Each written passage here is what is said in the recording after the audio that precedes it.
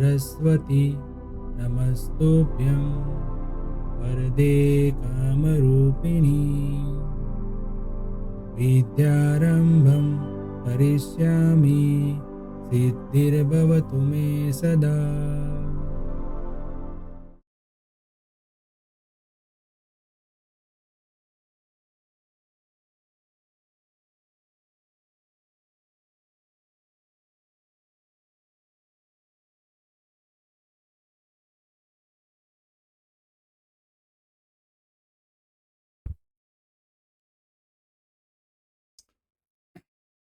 Hello everyone, welcome to Mantra e learning. चलिए friends, chapter 1 का हमारा लेक्चर नंबर 3 है आज। और आज के लेक्चर में हम पढ़ने वाले objective of tax planning. Tax planning का पर्पस क्या होता है, उसका ऑब्जेक्ट मेन क्या होता है, कितने टाइप्स के टैक्स प्लानिंग होते हैं और क्या क्या फैक्टर इन्फ्लुएंस करते हैं टैक्स प्लानिंग को, यानी कि फैक्टर इन्फ्लुएंस टैक्स प्लानिंग। और फिर आता है classification of tax planning. Tax planning जो है वो बहुत ही इम्पोर्टेंट रोल प्ले करता है टैक्स को रिड्यूस करने में, टैक्स बर्डन जो है वो कम करने में। देखो, एक चीज़ ऐसी है कि भाई हर कोई पर्सन जो इनकम कमाता है, प्रॉफिट कमाता है, बिजनेस करता है, तो वो ऐसा मानता है कि ये मेरी मेहनत का पैसा है, मैंने हार्डवर्क किया तब मिलता है, तो मैं गवर्नमेंट को क्यों। बट गवर्नमेंट भी बिना फंड के कंट्री का डेवलपमेंट एडमिनिस्ट्रेशन कैसे कर सकती है। तो एक सिस्टम है, तो ये सिस्टम को समझने के लिए टैक्स प्लानिंग का जो कंसेप्ट है वो बहुत ही ध्यान से समझना जरूरी है। और टैक्सेशन का जो पार्ट है हमारा एमकॉम लेवल पे, मास्टर ऑफ कॉमर्स के लेवल पे, वो ज़्यादा इसमें प्लानिंग के ऊपर फोकस करते हैं। कैलकुलेशन कैसे करनी है, टैक्सेबल वैल्यू कैसे गिननी है, टैक्स कैसे कैलकुलेट करना है, वो सब हमने बीकॉम में पढ़ा है। पर यहाँ पे भी वो डिटेल में हमें प्लानिंग कैसे करना है वो समझना है। ठीक है, अभी तक हमने जो भी पढ़ा वो एक बेसिक इन्फॉर्मेशन थी, बेसिक इंट्रोडक्शन लेवल था, जिसकी भी जानकारी आपको होनी जरूरी है, बराबर है। अब आगे चलते हैं, ऑब्जेक्टिव ऑफ टैक्स प्लानिंग से आज के लेक्चर की हम शुरुआत करते हैं। चलिए, टैक्स प्लानिंग का ऑब्जेक्टिव जो है वो हमको पता है कि part of economic system of the country tax payment inevitable. जैसे मैंने अभी बोला कि भाई हमें को कंट्री का डेवलपमेंट करना है, तो टैक्स पेमेंट को कम करना या बंद करना ये इम्पॉसिबल है, इनएविटेबल, मतलब उसको हम इग्नोर नहीं कर सकते, वो करना ही पड़ता है। द अर्निंग ऑफ इनकम और profit is the result of hard work. मतलब लोग समझते हैं कि भाई जो भी हमने पैसा कमाया वो हमारे हार्डवर्क से मिला है। तो टैक्स प्लानिंग एक ऐसी प्रोसेस है जो लीगली वैलिड प्रोसेस है, जिससे पर्सन जो ऐसा मानता है साइकोलॉजिकल कि भाई ये मेरा पैसा है, मैं गवर्नमेंट को क्यों। बट आफ्टर ऑल वही पैसा रिटर्न होके उन्हीं के पास आता है। गवर्नमेंट जो है वो उसी तरीके से काम करती है कि उनका बेनिफिट क्या मिले ऑल ओवर कंट्री को, ऑल ओवर नेशन। वो आफ्टर ऑल उन्हीं के पास आता है, बट जब पैसा जाता है तब बड़ा दुख होता है। ठीक है, तो टैक्स प्लानिंग एक लीगल प्रोसेस है, वैलिड प्रोसेस है। By tax planning the tax payer make some investment and avail the benefit. जैसे कि section 80C, section 80D, section 80E, उसमें कुछ इन्वेस्टमेंट करके वो अपना टैक्स का बर्डन कम कर सकता है। हाँ, और एक बात ध्यान में रखना है कि ओल्ड टैक्स रेजिम जो थी उसमें हमें ये डिडक्शन मिलती है जो इन्वेस्टमेंट करते हो वो सेक्शन 80 की, बट न्यू टैक्स रेजिम जो है उसमें वो डिडक्शन नहीं मिलती है। बट ये दोनों टैक्स रेजिम में का डिफरेंस भी हमको समझना है, तो दोनों का वेरिएंस भी समझना है फॉर टैक्स प्लानिंग। तो दोनों में डिफरेंस ये है कि जब ओल्ड टैक्स रेजिम में आप जाओगे तो वहाँ पे आपको डिडक्शन का बेनिफिट मिलता है, तो टैक्स के स्लैब भी उस तरीके से है। और न्यू टैक्स रेजिम में आप जाओगे तो वहाँ पे डिडक्शन नहीं मिलती, पर टैक्स के स्लैब लोअर कर दिए हैं। तो आफ्टर ऑल जो है वो सेम ही सिचुएशन है, बट ये ऑप्शन इसलिए रखा है कि भाई ये देखो एटीसी का जो इन्वेस्टमेंट होता है कोई लॉन्ग टर्म के लिए भी इन्वेस्टमेंट होता है, वो 1 साल 2 साल के लिए नहीं होता है। तो जिन्होंने ऐसा कुछ प्लानिंग करके रखा है तो उनके लिए ओल्ड टैक्स रेजिम बेनिफिशियल है, और जिन्होंने ऐसा कुछ प्लानिंग नहीं किया है, इन्वेस्टमेंट नहीं करते, तो उनके लिए ये बेटर है वे न्यू टैक्स रेजिम में जाएंगे तो उसका टैक्स वहां पे भी कम हो।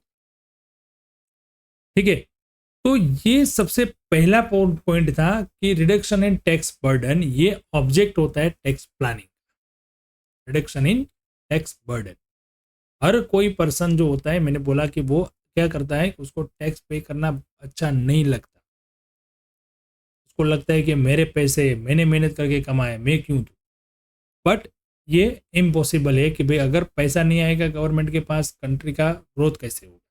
तो ये लीगल प्रोसेस है जहाँ पे एक सिचुएशन को हैंडल करने के लिए गवर्नमेंट ने प्रोसेस निकाली कि टैक्स प्लानिंग, मतलब आप ऐसे डिडक्शन दिए, ऐसे रिलीफ दिए, ऐसे एग्जम्पशन दिए, उसका यूज़ करके आप अपना पैसा अपने पास रख सकते हो, मतलब इन्वेस्टमेंट कर सकते हो, और वही इन्वेस्टमेंट ऐसी जगह पे होता है कि गवर्नमेंट को भी सफिशिएंट फंड मिल जाता है। ठीक है, तो एक पॉइंट ए ऑब्जेक्टिव का था। अब दूसरा देखते हैं कि भाई टैक्स प्लानिंग हमने बोला कि जैसे एक तो लीगली है, तो ये हेल्प करता है हमें unnecessary dispute between the tax payer and tax authority.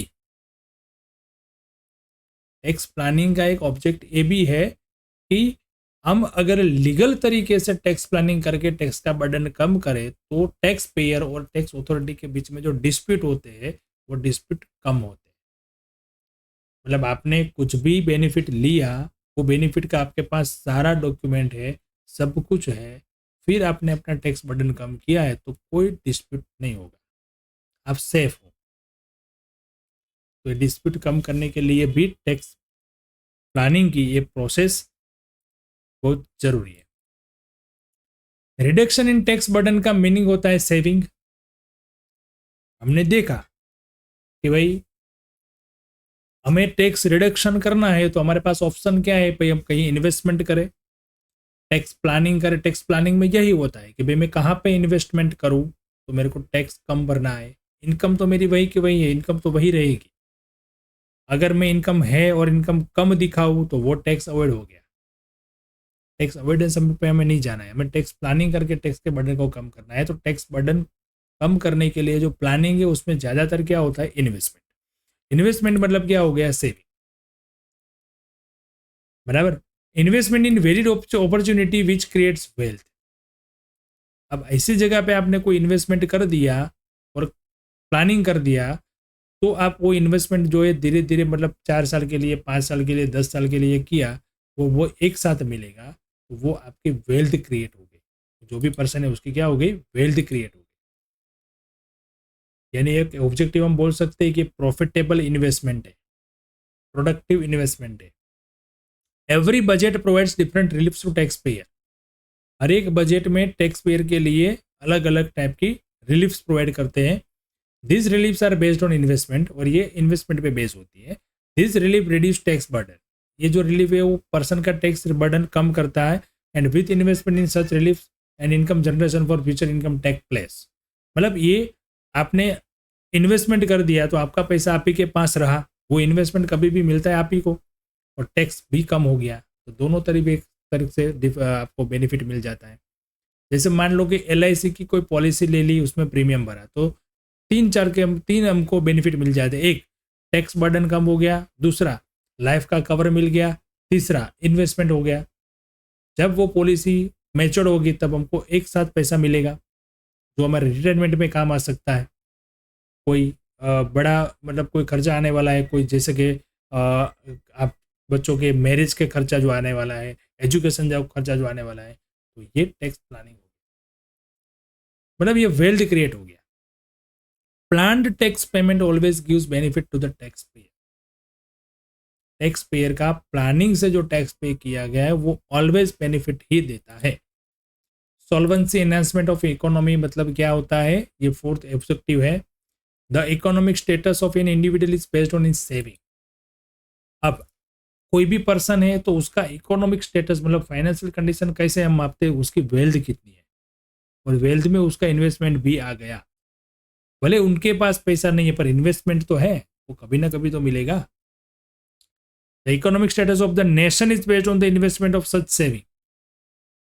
अब पर्सन ने कितना सेविंग किया उसके ऊपर उसकी वेल्थ क्रिएट होती है और उसके ऊपर उसका फाइनेंशियल कंडीशन रहता है, इकोनॉमिक स्टेटस रहता है। और नेशन का जो रहता है इकोनॉमिक स्टेटस वो रहता है ऐसी सेविंग जो इन्वेस्टमेंट की गई। मतलब सिंपल लैंग्वेज में मैं ऐसे बताऊं तो गवर्नमेंट आपको इधर से नहीं पर उधर से पैसे लेते हैं आपसे। टैक्स पे कर दिया वो वापस आने वाला नहीं है, बट गवर्नमेंट उसका यूज कर सकती है, उसको फंड मिल गया। अगर इन्वेस्टमेंट किया तो वो इन्वेस्टमेंट का भी गवर्नमेंट यूज डेवलपमेंट के लिए ही करती है, पर वो इन्वेस्टमेंट पर्सन को वापस मिलेगा कुछ सालों के बाद, जो टर्म कंडीशन जैसे भी होती है।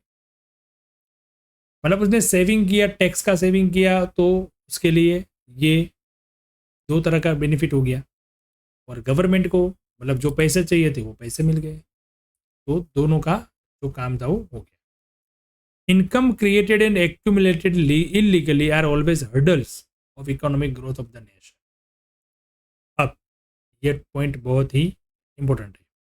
Income created and accumulated illegally, अब कोई लोग टैक्स अवॉइडेंस का करके या फिर टैक्स वायलेट करके या कुछ प्रोविजन वायलेट करके कुछ भी करके टैक्स नहीं पे करते, तो फिर वो अपनी वेल्थ, अपनी जो प्रॉपर्टी, अपनी जो वैल्यू है वो दिखा नहीं सकते, क्योंकि उन्होंने अपनी इनकम छुपाई है। अब कैसे बताएंगे क्योंकि मेरा तो इतना ही इनकम है, तो फिर उतनी इतनी बड़ी बड़ी प्रॉपर्टी कैसे ले ली। ये क्या होता है, जब इलीगली ऐसे जाते हैं तो इकोनॉमिक ग्रोथ पे उसकी बहुत असर होती है। पर्सन का खुद का तो हो गया, बट नेशन का क्या होगा, तो वो बहुत हर्डल्स क्रिएट करते हैं। बराबर है, जैसे कि black money prevents origin of economic development. हमें पता है कि ब्लैक मनी के हिसाब से इतना पैसा है भारत में, पर वो ऑन पेपर नहीं,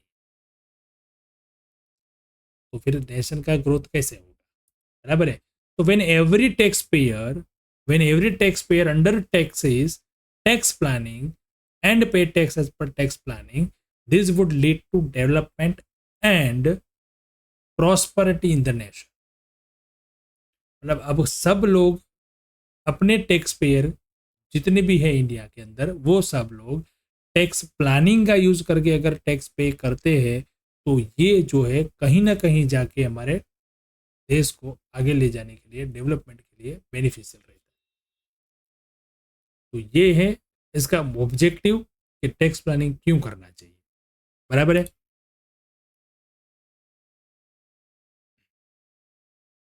इकोनॉमिक स्टेबिलिटी नंबर 5 है, इकोनॉमिक स्टेबिलिटी।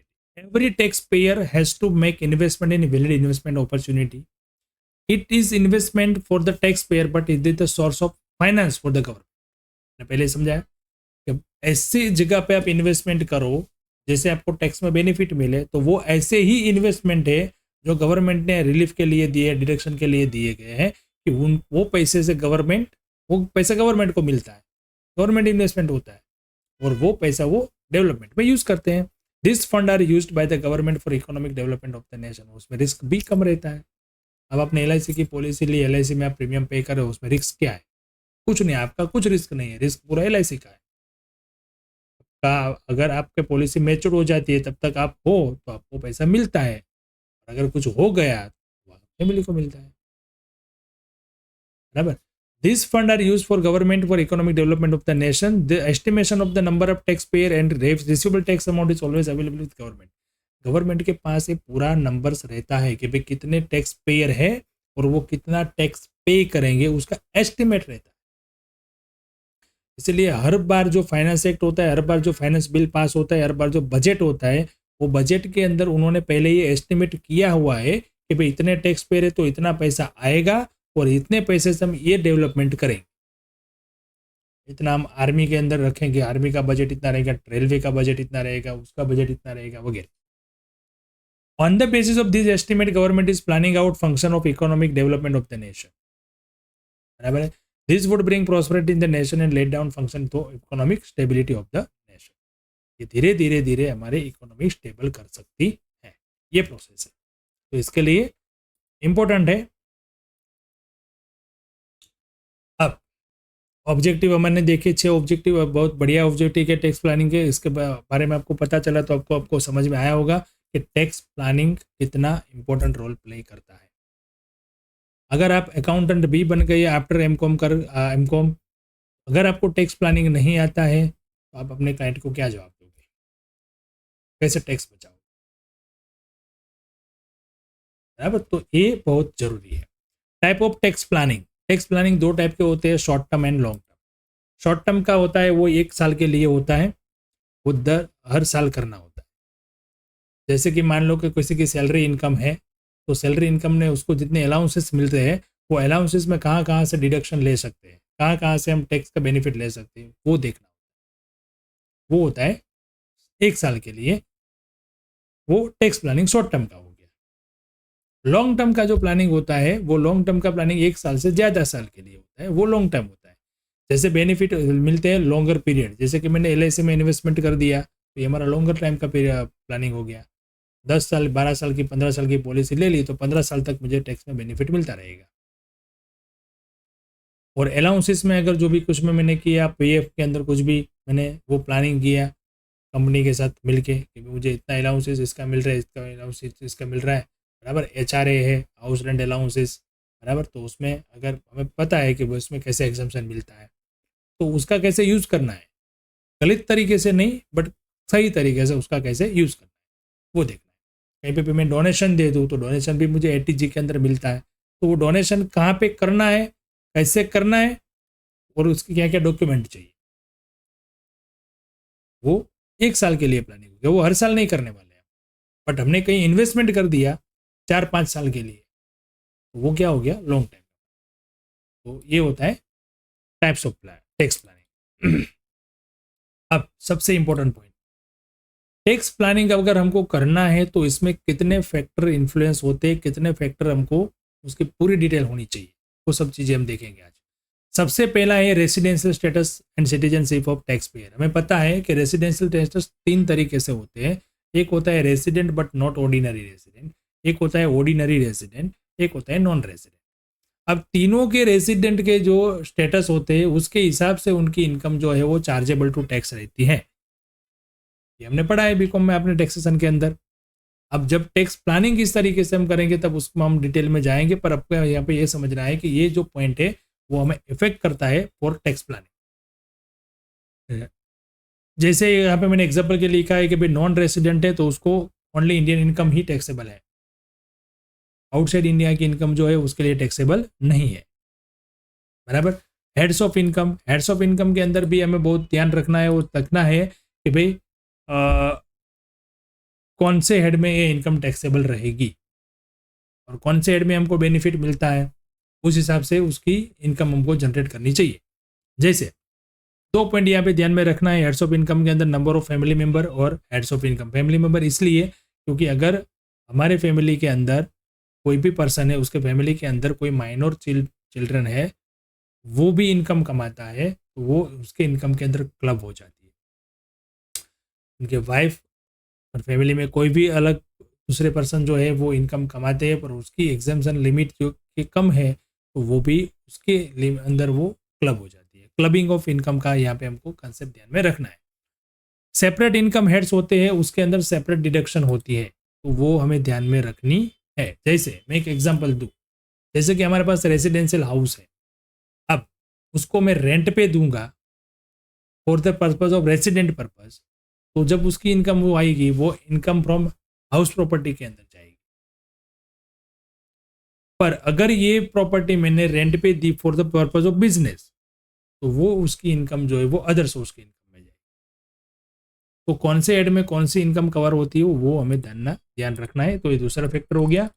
तीसरा फैक्टर है जो है वो ये है कि न्यू प्रोविजन, हर एक बजट में नई नई प्रोविजन आती है, नए नए रूल्स आते हैं, तो वो सब हमें ध्यान में रखना पड़ता है। लेटेस्ट प्रोविजन क्या है, कुछ ऐसी प्रोविजन है वो न्यूली ऐड कर दी गई है, कुछ ऐसी प्रोविजन है वो निकाल दी गई है। हाई कोर्ट के, सुप्रीम कोर्ट के जजमेंट जब आते हैं तो उनके हिसाब से कुछ नया रूल बन जाता है। CBDT जो है वो time to time circular issue करती रहती है, और एनी अदर रिलेवेंट इन्फॉर्मेशन, सब चीज़ें ध्यान में रखनी है।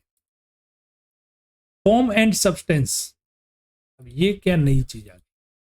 तो देखो, फॉर्म का मीनिंग होता है द ऑब्जर्वेशन ऑफ लीगल और टेक्निकल मैनर, यानी कि आप जब भी टैक्स प्लानिंग करते हो उसमें जितनी भी इंफॉर्मेशन आप प्रोवाइड करते हो, तो यहाँ पे ये दो वर्ड जो है वो आपको ध्यान में रखना है, फॉर्म एंड सब्सटेंस।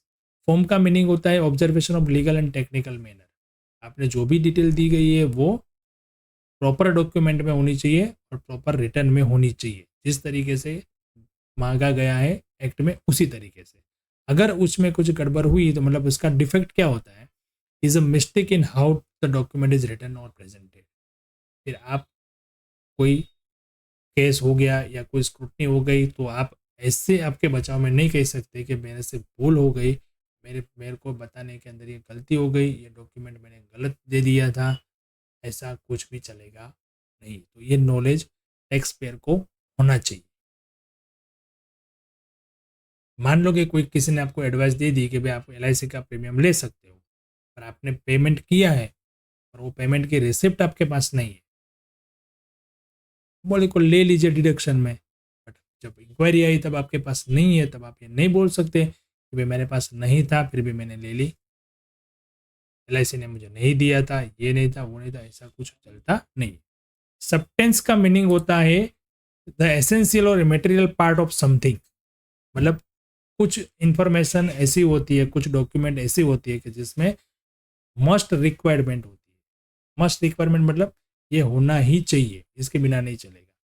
अगर ऐसा कुछ हमने नहीं दिया तो ये भी यहाँ पे डिफेक्ट हो जाता है। मतलब आपको बेसिक नॉलेज होना चाहिए एप्लीकेबल टैक्स का, और नेचर ऑफ ट्रांजेक्शन का आपको बेसिक नॉलेज होना चाहिए। सब कुछ, कोई कुछ भी एडवाइस करे पर आपको इतनी समझ होनी चाहिए कि ये चलेगा या नहीं, यानी कि the concept of forms and substance, ये टैक्स पेयर को पता होना चाहिए।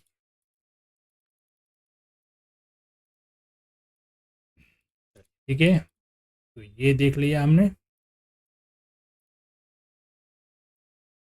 अब एक शॉर्ट हम ब्रीफ देख लेते हैं कि भाई इनकम टैक्स की शुरुआत इंडिया में कब से हुई है। तो ये तो शुरुआत हुई है, फर्स्ट टाइम जो हुआ था वो 1860 में हुआ था इसकी शुरुआत, बट उसके बाद 2 डिकेड्स के बाद उसमें कई सारे फॉल्ट निकाले गए, कई सारे मिस्टेक निकाले गए, तो उसको इम्प्लीमेंट नहीं किया गया। फिर उसका इम्प्लीमेंशन हुआ, इन्फोर्स हुआ 1 अप्रैल 1962, लेकिन और एक्ट बना द इनकम टैक्स एक्ट 1961। फिर 1997 में under the chairmanship of doctor Raja made time based and need based changes, उसमें कई सारे चेंजेस किए गए, जैसे कि टैक्स रेट को कम किया गया, स्लैब रेट इंक्लूड किया गया, एग्जेम्पशन हायर दी गई, उस तरीके से उसमें बहुत सारे चेंजेस किए गए। फिर 2003 के अंदर भी केलकर के रिकमेंडेशन से यहाँ पे पैन नंबर और 10, ये एन मतलब परमानेंट अकाउंट नंबर, 10 नंबर मतलब टैक्स जो डिडक्ट करते हैं, TDS जो काटते हैं उसके लिए 10 नंबर होता है, उसकी एक रिस्पॉन्सिबिलिटी जो है वो प्राइवेट सेक्टर को दी गई। तो इस तरीके से time to time income tax के अंदर बहुत बड़ा चेंजेस होता रहा, और सबसे बड़ा नेगेटिव टैक्स कोई भी है इंडिया के अंदर तो वो है इनकम टैक्स, जो हर कोई पे करना नहीं चाहता, बराबर। तो इसके अंदर बहुत सारे चेंजेस किए गए हैं। अब टैक्स प्लानिंग किस तरीके से होता है, उसका क्लासिफिकेशन 2 टाइप का है, एक होता है पर्सनल, दूसरा होता है कॉर्पोरेट।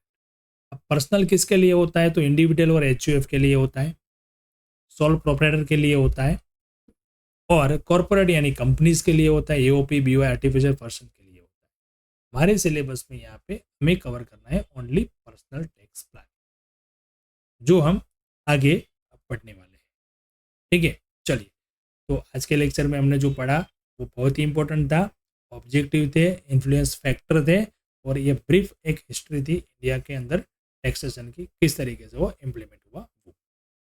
तो ये छोटे छोटे चीज़ें जो है वो आपको MCQ में कहीं भी छोटे क्वेश्चन में आ सकती है, तो आपको ध्यान रखना है। ठीक है, चलिए मिलते हैं नेक्स्ट लेक्चर में, तभी तक आप इसका स्टडी करिए और अच्छे से नोट्स बनाइए और ध्यान से पढ़िए।